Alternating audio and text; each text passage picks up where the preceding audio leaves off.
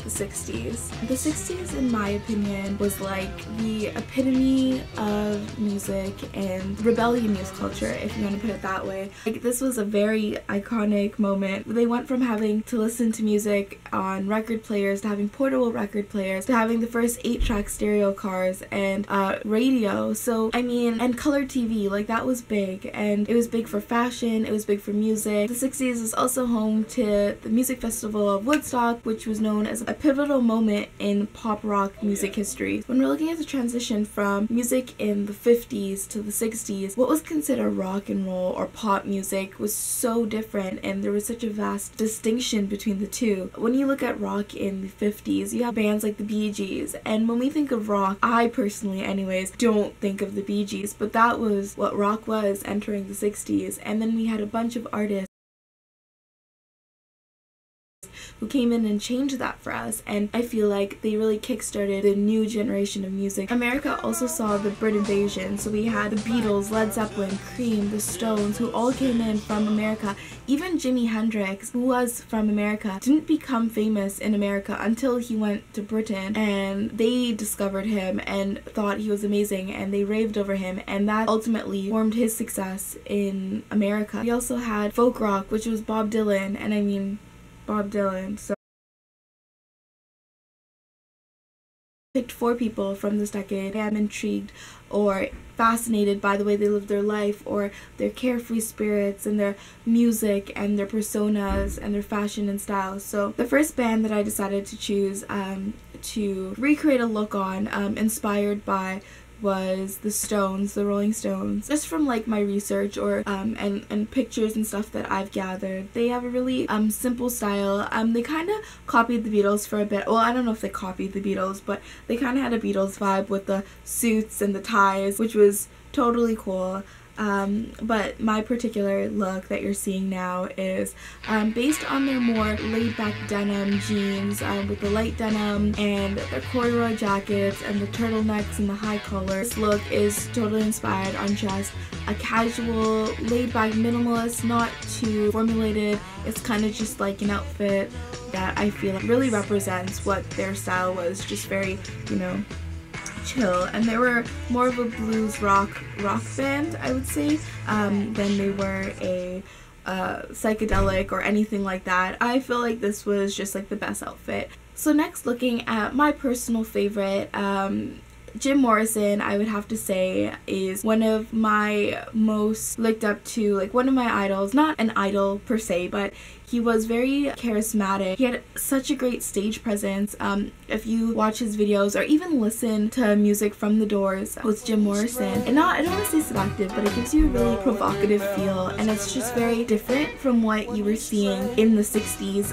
Even with the whole evolution of music, Jim Morrison, with just his stage presence and everything, it was so new to the music scene. His psychedelic music was definitely a reflection of the drugs and whatever that they were doing, but I mean, it was such a, it gets you to feel a different way and open up and kind of relax. They were just very carefree, and I feel like his style definitely reflected that. He kept it pretty minimal as well, down to like the colors were mostly black and white. This look is pretty much a representation of his everyday look, I would say, because a majority of his photos he was wearing this, or, you know, wearing no shirt, which I'm obviously not gonna recreate that look. And yeah, so I feel like this outfit is very representative of Jim Morrison.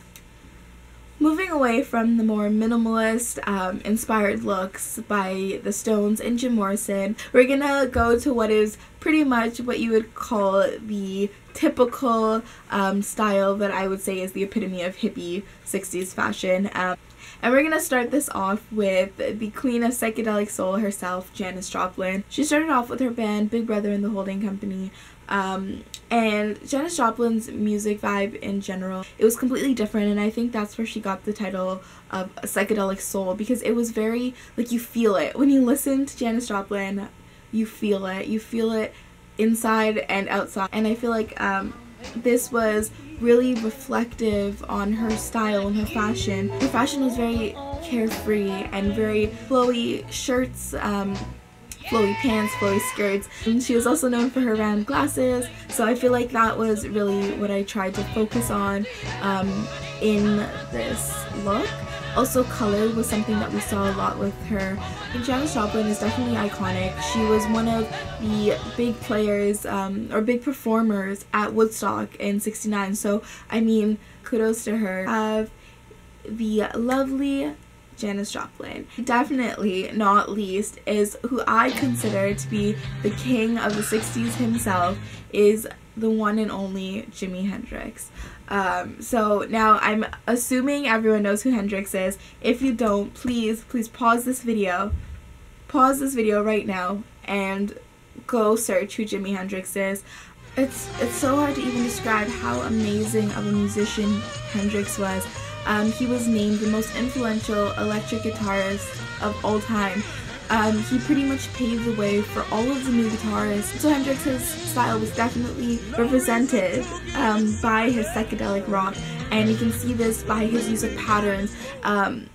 One of his main iconic staple pieces, though, was that military jacket to kind of create a look inspired by his other looks. You can see there in this outfit I have mixed 3 different patterns, and that's because I just wanted to put a wrap around the whole idea of playing with patterns and playing with colors that you might not think actually go together. So I mean, that was really fun for me to experiment with these, and I feel like this outfit is probably my favorite.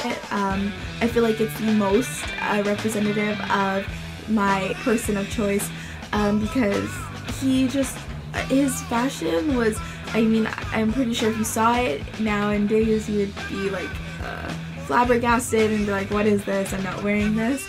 And I don't know if this look is totally wearable, but I definitely am going to try and incorporate this era in my fashion going forward. I feel like this is really what I'm trying to achieve with the series, is educating myself, and not only myself, but you guys as well, on different fashion trends or music inspired fashion trends, because I feel like that's very different and distinguished from, you know, mainstream fashion. But just taking my icons and these people that, you know, I feel like I listen to their music all the time and I connect with, just taking what they were wearing and trying to bring it back in a way that is wearable. So I'm gonna wrap it up. This video is probably gonna be quite long, but yes, I hope you enjoyed all of these looks and this video, and I'll see you next Throwback Thursday with the 70s. Peace, guys.